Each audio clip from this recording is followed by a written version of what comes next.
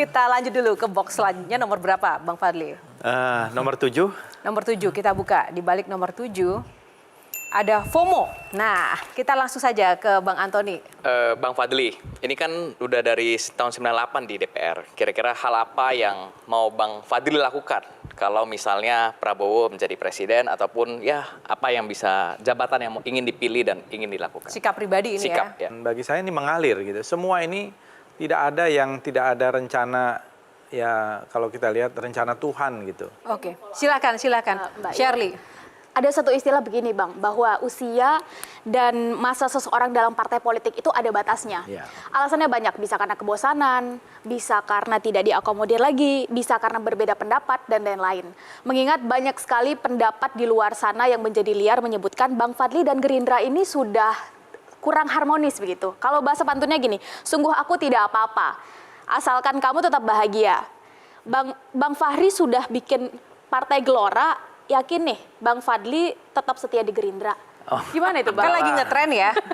Lagi ngetren tuh banyak yang kemudian bikin partai baru gitu. Saya termasuk yang menggagas awal Gerindra.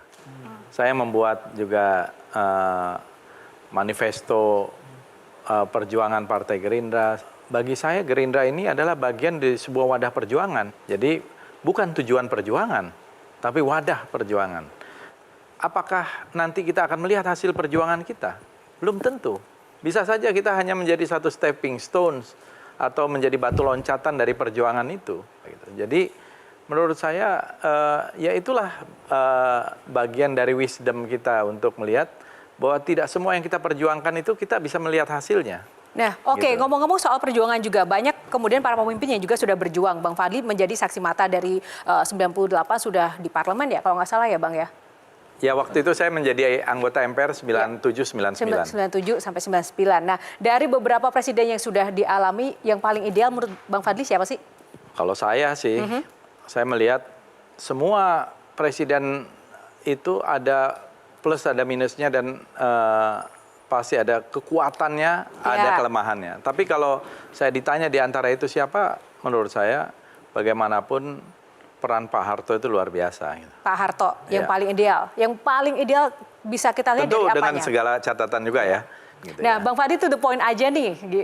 Menurut Bang Fadli itu sebenarnya ada nggak sih kebijakan yang perlu dikritisi dari pemerintah sekarang yang mungkin tidak pro rakyat? Saya pikir adalah niat baik dari kebijakan itu banyak yang pro rakyat.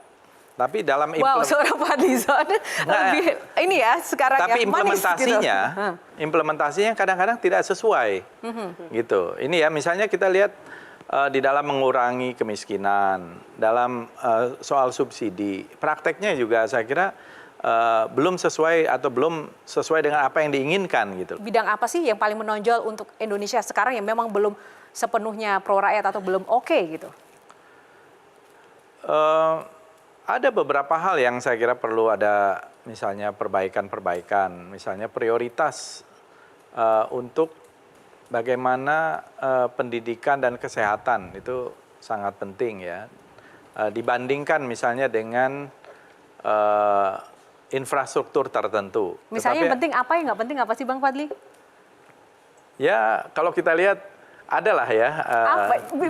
Spesifik dong, kita kan harusnya butuh penjelasan nih. Maksud saya ambil contoh mana sehingga Jadi, saya bisa, Mbak Yo, karena ini Bang terlalu Fadli, luas. Memang hari ini memainkan peran bukan seperti Bang Fadli dulu, itu intinya. Iya, ada rasa kehilangan juga biasanya. Maksud saya itu- Saya nuansa kebatinan Bang Fadli ini saya tangkap betul. Karena kalau nanti viral kan repot juga Bang Fadli itu Bukan. jadi pemadam kebakarannya kan. Makanya kebijakan tadi kalau kan kita berharap misalnya soal mobil listrik misalnya itu kan tidak berpihak sama rakyat. Misalnya. Tapi begini, nah makanya saya ingin spesifik gitu, bukan umum. Mobil listrik menurut saya bagus, ya. Saya baru lihat di Vietnam bulan Desember lalu itu, diam-diam Vietnam membuat VinFast. Vietnam nggak pakai banyak ngomong segala macam, dia sudah ekspor ke Amerika, bahkan sudah bikin pabrik di Amerika mobil listrik itu. Nah kita kan mempunyai bahan baku yang luar biasa, dan sebenarnya kebijakan hilirisasi itu tepat, sehingga kita mempunyai value added gitu. Jadi dalam hal itu saya mendukung hilirisasi. Nah, itu. kenapa tadi kita juga umum tidak spesifik? Karena kita pengen tahu pandangan seorang Fadlizon kan pasti kan berbeda. Mungkin helikopter view-nya berbeda. Makanya kita pengen tahu poin-poin mana sih yang mungkin perlu benar-benar kita evaluasi atau perbaiki kebijakan pemerintah saat ini. Karena tadi ini sikap personal, kira-kira kalau hari ini diminta usulan cawapres Prabowo, kira-kira siapa Bang Fadli? Dan kalau tidak mau sebut nama, kriterianya seperti apa? Mungkin kita ingin dengar nama juga dari Bang Fadli. Kalau itu kan sudah ada mekanismenya ya. Misalnya kita harus mempunyai 20% presidential threshold. 20% presidential threshold ini pasti mensyaratkan partai-partai yang menengah, partai yang besar juga. Prioritas dari kelompok misalnya usia yang muda atau juga harus sipil karena kan Pak Prabowo kan pasti itu jadi faktor-faktor. Kebetulan sih sipil semua ya. Gitu. Oke, Dari Bang, nama-nama misalnya yang beredar. begini Bang Fadli, ini saya minta jujur jawabnya. dari tadi nggak Maksudnya jujur. selama ini saya udah ada topeng Bang Fadli. Masih semacam saya ingin seorang Fadli buka ya? wajahnya Bang Fadli gitu. Oke, Ini masih ada silakan. topengnya. Maksud Singkat. saya, bagaimana sikap Bang Fadli secara personal soal Pak Jokowi, netralitas Pak Jokowi? Sekali lagi harus jujur. Iya, Bang iya. Fadli. Ini ya, kalau saya lihat, masalahnya di dalam demokrasi tidak ada aturan yang membuat orang itu tidak boleh kamu ikut campur gitu. Bahkan ada kecenderungan setiap pemimpin itu ikut campur untuk keberlanjutan suksesinya. Tapi kan ada batasannya, ada Suksesornya. etika politik dan juga Iya, di negara dan juga dalam diatur. hal itu sebenarnya etika mana yang dilanggar? Kalau kira-kira? lapangan nggak datar lagi gimana? Netralitas presidennya? Saya sih melihat ini bagian dari sebuah dinamika dan proses politik. Tentu kalau bagi pendapat saya, yang paling penting adalah bagaimana apapun yang kita lakukan itu akan menambah dukungan dari masyarakat, dukungan rakyat. Ya, jadi strateginya adalah merangkul, dan Pak Prabowo ini strateginya merangkul. Orang yang mungkin tadinya setengah lawan menjadi kawan, dari lawan menjadi setengah lawan, dan seterusnya. Dan itu menurut saya jalan tengah yang bagus. karena ada Presiden wisdom. partisan? Apa? Kalau presiden partisan? Bang And Fadli, that's Jo, politics. sebentar Jo. Aku tuh mau apresiasi sedikit untuk pencitraannya dari Pak Prabowo saat ini. Ya Bang ya, kayaknya tuh Yang mana itu? banyak sekali yang sekarang itu. Enggak lah. Loh, benar ini jujur bahwa apresiasi ya. Enggak, tapi Karena begini. melihat begini ntar Bang. Melihat Pak Prabowo sekarang tadi wisdomnya tadi ya, itu memang terlihat dari pengambilan angle gambarnya dengan anak-anak, dengan ibu-ibu, atau menyapanya dengan sangat ramah, itu memang di-create atau memang apa adanya seperti itu dan kemudian diambilnya dengan sangat tepat ya saat ini angle-nya. Sebenarnya nggak ada pencitraan, memang sukanya begitu. Itu natural gitu loh. Berarti ini alami. Tapi dalam pandangan saya, politik itu tidak ada yang alami. setuju nggak? Setuju nggak?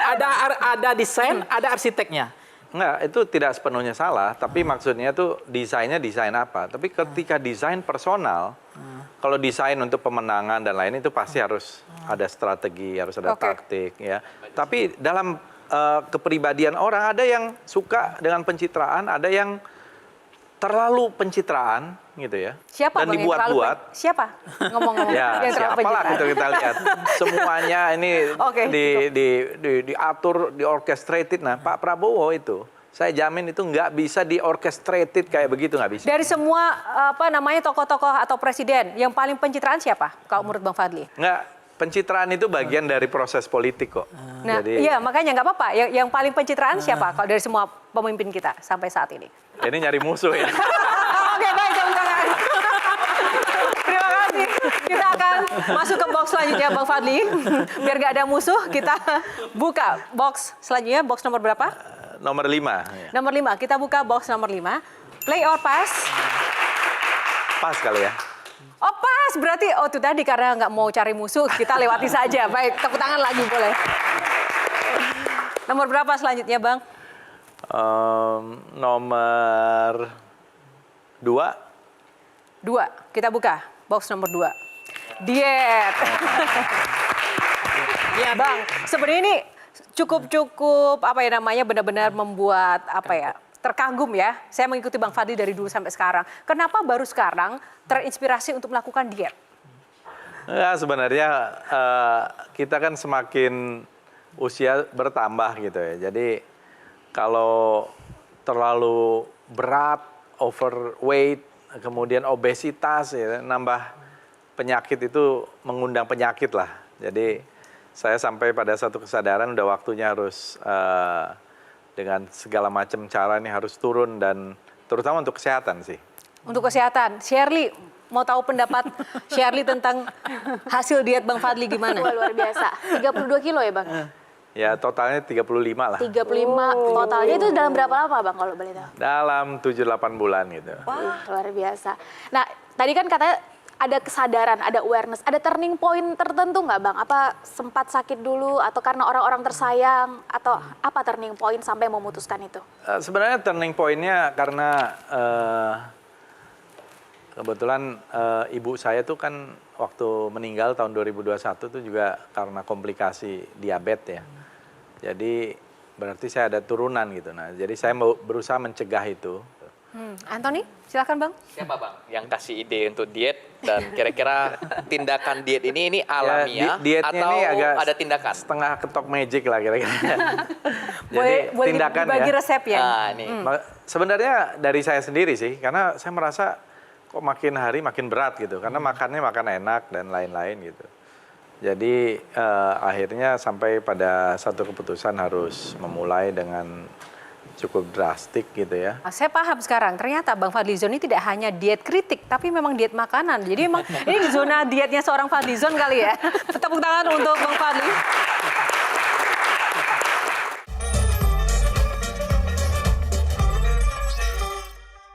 Jelajahi cara baru mendapatkan informasi. Download Metro TV Extend sekarang.